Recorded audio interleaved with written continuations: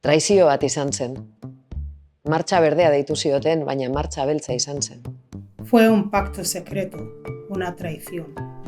Los acuerdos tripartitos de Madrid son unos acuerdos ilegales.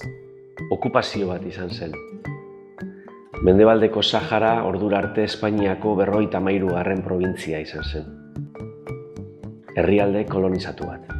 La invasión ya estaba preparada. Fue el inicio de una ocupación que aún persiste. 50 urte pasa dira, mende erdi bat. Okupazioa, gerra, exodoa, erbestea. Napalm eta fosforo zuriarekin bombardeatu zituzten. Basamortuan bizi dira harrezkero. Errefuxiatuen kanpalekuetan. Beste asko lurralde okupatuetan daude. Han errepresioa itzela da.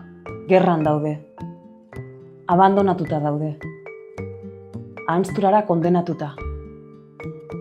Axola gabekeriari. Baina resistentzian jarraitzen dute. Eta duela 50 urte, estatu berri bat aldarrikatu zuten. Saharako Errepublika Arabiar Demokratikoa. Iraultza bat egin zuten. Erbestean, estatu berri bat sortu zuten. February 27 marks the 50th anniversary of the creation of a new state, the Sahrawi Arab Democratic Republic. Efemeride hori ospatu nahi dugu. Egun berezi horretan nazioarteko zuzenbidea errespetatzea eskatuko dugu.